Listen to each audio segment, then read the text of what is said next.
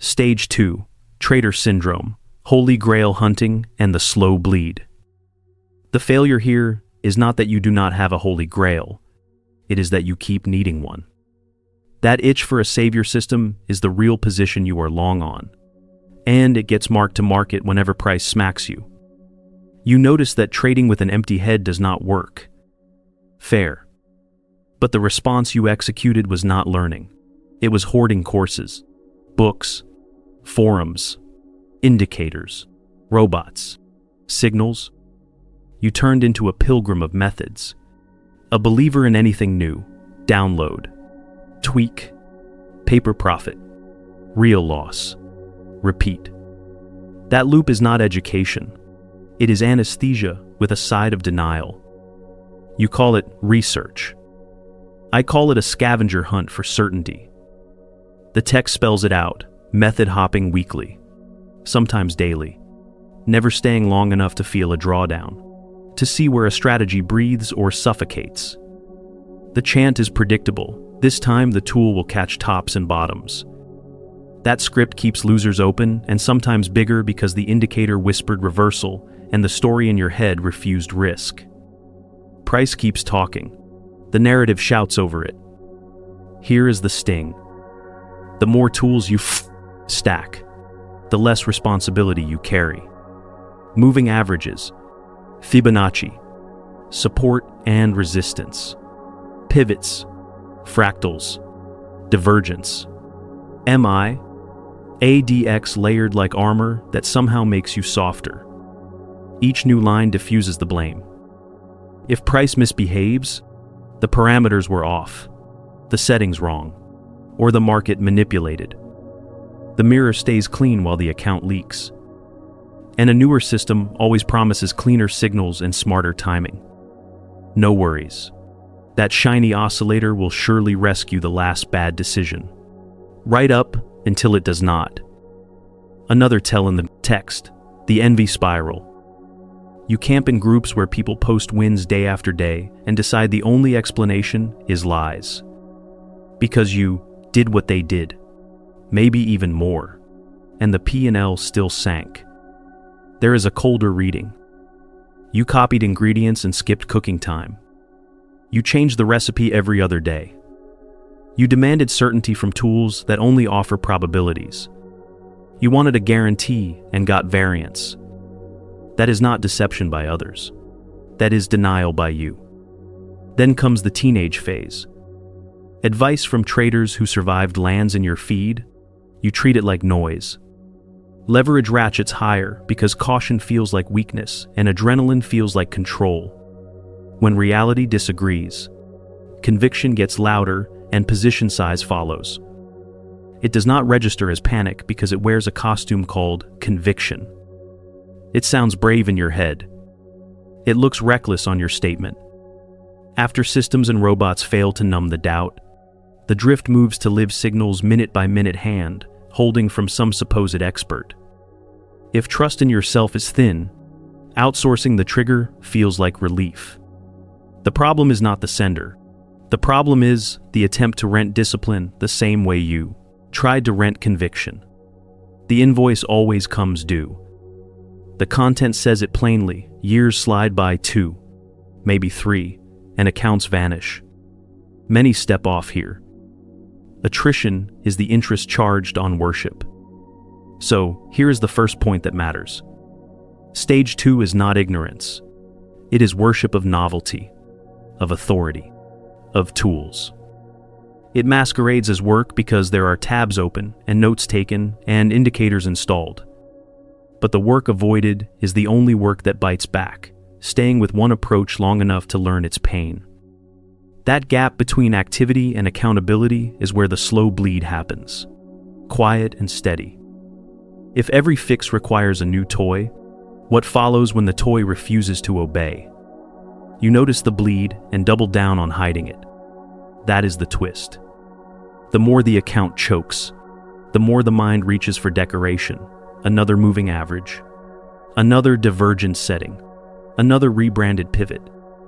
The content lays out the ritual with almost painful clarity, method swapping by the week, sometimes by the day, never sitting through the groan of a genuine drawdown, never letting a single approach show you where it breathes. It reads like productivity. It smells like panic. The stack of toys grows because toys are easier to blame than decisions. The chart gets louder.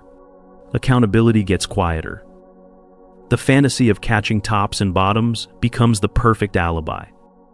If the indicator whispered reversal, then holding a loser is not stubbornness. It is faith. Adding to that loser does not feel like ego. It feels like loyalty to a signal. And because the text admits the hope, this time I will beat the market with my custom parameters, the trap clamps shut. Every extra line on the chart grants a fresh excuse. It is never you who is wrong. It is that the DMI threshold should have been nudged, that the ADX length was off by a tick, that the fractal was late. No worries. Right. Just one more tweak and the market will apologize. Then there is the group mirror. You watch traders post consistent gains and decided they must be faking it. Not because you are mean, but because the alternative is brutal. They stayed with something long enough to know exactly where it hurts. And you did not. The text screams the contradiction without meaning to. It says you did what they did, sometimes more, and still got wrecked. The missing word is time. You adapt, copied steps and deleted patience, then called the result proof of fraud. That is not forensic logic. That is self-defense dressed as skepticism. The teenage posture shows up next, classic stage 2 posture. Advice arrives from people who already ate the losses you are trying to avoid. You hear it and treat it like static. Leverage spikes because taking a smaller bite feels like cowardice and swinging harder feels like backbone. The irony burns, the bigger the size. The smaller the tolerance for being wrong. And the faster denial needs a story. Conviction. Manipulation. Stop hunts. Thanks for watching. Anything but the obvious line from the text. You thought you knew better and you wanted the rush to prove it. When robots fail to bless the account, the attention slides to signals. Outsourcing the trigger provides a quick hit of certainty. Someone else has the magic button. You can borrow it by the minute. The content admits that too, real-time tactics from someone you trust, and the result does not change. Because the problem never was the button. The problem was the need to borrow conviction in the first place. Renting willpower turns every red candle into a referendum on the guru, every green candle into proof that you can skip the slow learning and still call it mastery. The invoice lands later, with interest. And there is the timeline the text throws down like a warning label. 2 years. Maybe 3. Accounts chewed up. Many walk away. That is not melodrama. That is what happens when the market becomes a hardware store for feelings, when novelty is a substitute for nerve, when new indicators are used to bulldoze through the same fear you refuse to name. The first stage was unconscious incompetence. This second stage is conscious incompetence with a credit card. You know you do not know. You try to buy the knowing. You call the spending education, so you do not have to call the trades what they were, lottery tickets with paperwork. What you are really hunting is not an entry. It is relief. Relief from sitting with an approach while it coughs. Relief from seeing a thesis invalidate in real time. Relief from being the one who pressed the button when the candle did not care. The reason the groups upset you is not that they gloat. It is that their steady climb exposes your jittery addiction to novelty. The reason advice annoys you is not that it is wrong. It is that following it would mean closing the escape hatch you built, from indicators and impulses. The reason signals failed is not that the sender is a fraud. It is that you tried to rent a spine. If this is where the story sits, then the next cut goes deeper. What exactly are you protecting every time you swap systems minutes before they get a fair trial? The protection is ego wrapped in tech. The text does not say that directly, but it screams it between every indicator acronym. The strategy carousel is not curiosity. It is identity maintenance. Swapping methods daily lets the mind dodge the one verdict it fears. The entry was yours. The loss was yours. The risk plan was theater. A new tool resets the scoreboard and rewrites the narrative. The account says drawdown. The brain says fresh start. That is not improvement. That is witness tampering on your own data. There is another layer the content hints at without naming it. Every hop erases the sample size needed to see edge reality. You call the quit a pivot. It is really evidence destruction. Systems breathe in cycles. Variance is not a glitch. By bailing after a handful of trades, the mind preserves the fantasy that the system would have worked with one more tweak. That is the trick. The pretend win is always one setting away, always out of reach, forever untested. It feels safer than letting a method cough in public and watching the mirror keep pointing back at you. Then comes the averaging into losers. Bless its stubborn heart. The text owns that habit plainly. The indicator flashed reversal, so the red position is not wrong. It is early. Adding size feels like backbone. What it actually does here is make the denial expensive. The thesis is outsourced to the tool. The pain is insourced to the account. That is why this stage burns through capital in year 1, year 2, sometimes year 3. The compulsion is not to cut your losses hard. It is to make the chart confess that your custom parameters are prophetic.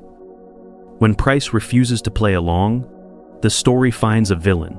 Stop hunts, manipulation, broken markets. Anything but the line nobody likes to read. The trade had no invalidation that you respected. Group comparison in the text is not just jealousy. It is a warped calibration process.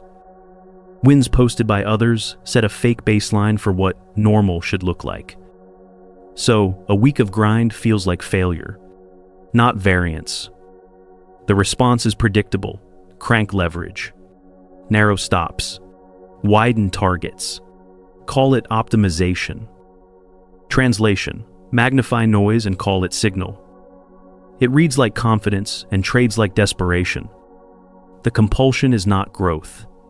It is a need to get unwrecked on a pump and dump you did to yourself with parameters and pride. Signals and robots sit in the same bucket here. They offer a rental contract for certainty. The text admits trusting real-time tactics as the next fix. Renting conviction works until the first cold streak, at which point the subscription morphs into a scapegoat. That is the rhythm the content documents. Adopt. Cling. Blame. Discard. The common denominator is not the tool. It is the refusal to sit with the discomfort of being wrong without a story to sanitize it. And that teenage refusal to listen, that hits a deeper nerve. Advice from survivors clashes with the part of you that loves being the exception. The text repeats the pattern. Ignore the warning on leverage. Then ratchet it higher to prove that size equals skill. The account keeps offering the only feedback that matters. The mind keeps sprinting to the next indicator because it is easier to replace software than to replace a belief. And every swap protects the belief that the Holy Grail exists and that you are one upgrade away. That is how the slow bleed stays quiet. Novelty anesthetizes the senses while equity leaks like a faucet you refuse to touch. Here is the systemic piece almost nobody in stage 2 notices. But the text points straight at it. Every new tool changes what you see on the chart, which changes which trades you take, which changes the emotional archive you build. You are not just switching methods. You are rewiring your memory to prefer whatever just saved face. That memory becomes the next compass, which then points you back to the shiny thing that promises a redo. The loop feeds itself. The market does not have to beat you. The loop does the job. So the pattern is not random. It is architecture. Conscious incompetence wearing a lab coat, denial speaking in indicator acronyms, risk disguised as research. The content lays out the timeline and the toll. Accounts disappear, not in one grand blow-up, but in a string of tiny rebellions against reality, each one justified by a tweak, a guru, a new setting, a louder story. If that is the scaffolding, what happens when the market stops tolerating the costume and demands? You face the hard split between naive thinking and hard mechanics, side by side, without a filter. Naive thinking in the text wears confidence like cologne. Harsh reality wears math like a knuckle duster. The naive read is simple. More knowledge means more tools. More tools mean more control. And more control means more profit. The content makes that mindset vivid. Collect indicators, stitch them into a Franken system, and anoint the contraption as the Holy Grail. Reality answers with a shrug. Knowledge without repetition is trivia. Tools without structure are toys. And control is an illusion. The second price asks for an adult in the room. The script never says edge. It says collection. It never says repeatable. It says new. That is not learning. That is shopping dressed as progress. Naive thinking says the empty head was the problem and a full toolbox is the cure. Harsh reality says the head can be full of noise and the toolbox can be a landfill. The text admits the loop method hopping by the week, sometimes by the day. Never staying long enough to let a drawdown do its job. Never staying long enough to separate variance from failure. Naive thinking reads a losing streak as a verdict on the method. Reality reads it as weather. One path chases sunshine and calls clouds manipulation. The other packs a coat and keeps walking. One path updates indicators and parameters after every slap. The other updates nothing until the sample can actually speak. Naive thinking worships precision. Catch the top, nail the bottom, prove the custom parameter is prophetic. Harsh reality worships boundaries. Without an invalidation, you respect. Precision turns into art on a crime scene. The content shows the price tag. Losers held because a line promised reversal. Size added because loyalty to a signal feels brave. Reality writes the invoice in plain language. Equity pays for that devotion. The market does not grade dedication. It grades exposure. You can adore a setup, romanticize an oscillator, and swear this divergence is different. The only thing the chart registers is how deep you let a bad idea dig before you cut your losses hard. Naive thinking stares at other traders and declares fraud because the alternative is brutal.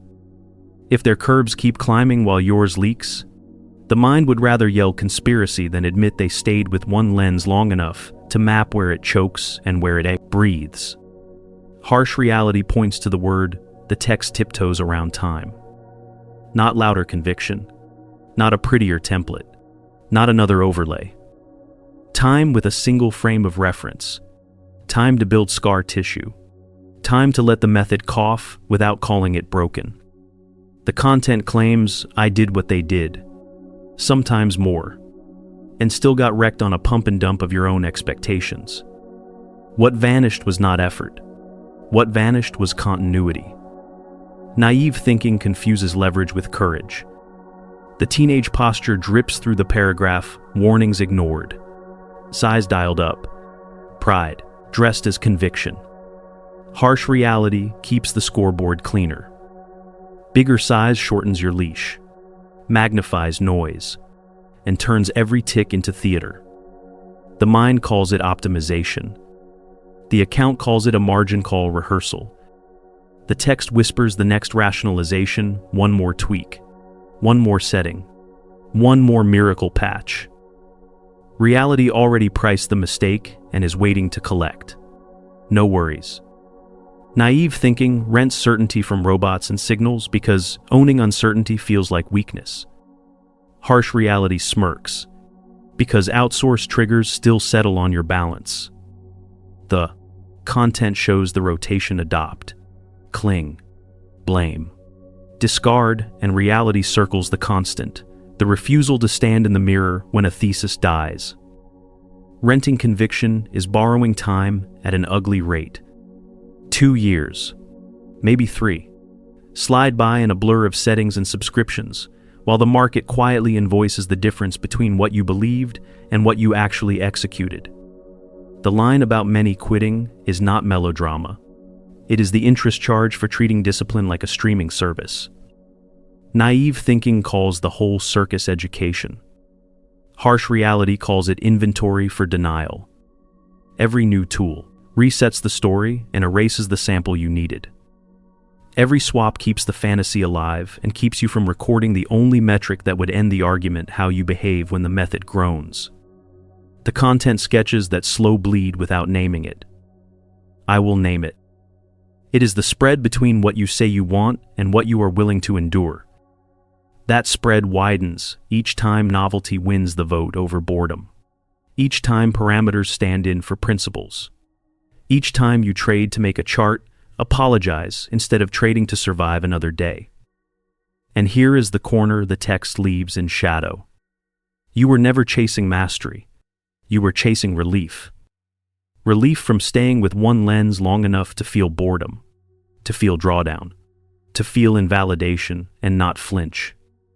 Relief from the groups because their steady climb turns your novelty habit into a mirror. Relief from advice because following it would seal the escape hatch built out of indicators and impulse.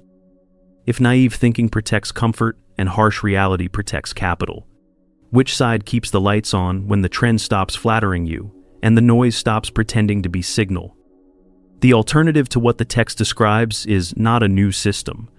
It is a new contract with yourself about boredom, variance, and blame. The fix does not look glamorous. It looks like subtraction. Strip the stage dressing until the account stops leaking. Then only add back what demonstrably helps the account breathe. That stance turns the toolbox from a hiding place into a lens.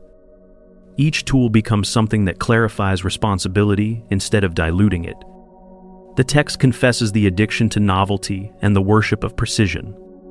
The antidote leans toward fewer inputs, longer observation, and tighter boundaries. Not because minimalism is trendy, but because the problem in the text is diffusion. Responsibility smears across indicators, gurus, and settings until no single decision ever stands trial. The alternative is a courtroom with bright lights and one defendant at a time. There is a perspective shift that cuts through the noise the content circles. Treat time as the expensive capital you keep mispricing. The text spends years chasing certainty, and the cost is measured in accounts. The alternative prices time like oxygen. One lens, one language, long enough to map where it coughs. Long enough to separate weather from failure without the mind staging a jailbreak after 5 trades. This is not romance with a system. It is an audit of your behavior, while variance does what variance does. The text wants rescue from discomfort. The alternative studies it. It documents the exact moment the hand wants to average down because an indicator whispered reversal. It marks the line where loyalty to a signal flips into loyalty to denial. That is the only data worth more than another overlay. The envy spiral the content admits can be repurposed without pretending that emotions vanish. Instead of calling other people liars, use the discomfort, the way a medic uses a flashlight. If their steadiness stings, the sting is a map. It points to your habit of swapping lenses the minute boredom arrives or a drawdown taps the shoulder. The alternative does not demand that group results disappear. It just refuses to let them become the excuse for another shopping spree. The scoreboard you keep can change from win posts to endurance. How many trades did you let one method breathe before the urge to tweak hijacked the wheel? How many times did you respect the invalidation you wrote down when the candle mocked your bravery? The text treats willpower like a subscription. The alternative treats it like a muscle. Muscles grow under load, not under novelty. Leverage in the content reads like theater. The size keeps climbing to prove backbone, and the leash keeps shortening until noise becomes catastrophe. The alternative reads size as a language, not a dare. If risk is a sentence, the period is where you stop talking and pay. The text keeps replacing the period with a comma, then another comma, then a prayer. The alternative leaves the period in place. It lets losers end when the boundary is crossed, not when ego is finally exhausted. That is not a moral stance. It is a line item on the cash flow statement. The market taxes fantasies at a higher rate than boredom. The alternative pays the cheaper tax. Signals and robots in the text are rented certainty. The alternative treats all secondhand triggers as translation, not as authority. If you use them at all, they become mirrors that show where you flinch, not crutches that press the button for you. The moment a service becomes a heat shield for blame, the contract is broken. The only acceptable role for anything external in this stage is to expose your reaction under stress. If it replaces the need to face your own invalidation, it is just another costume for denial. The content ends with a slow bleed over 2 or 3 years and a crowd that quits. The exit from that path is not a motivational poster. It is a reframe that makes quitting feel less attractive than staying bored on purpose. Boredom is not a threat to progress in this phase. It is the proof that progress is happening where the account actually lives. The mirror you have been avoiding is not asking for another indicator. It is asking whether novelty has been your anesthetic and whether the bill is finally heavy enough to make quiet, repeatable, unglamorous execution feel like relief instead of punishment.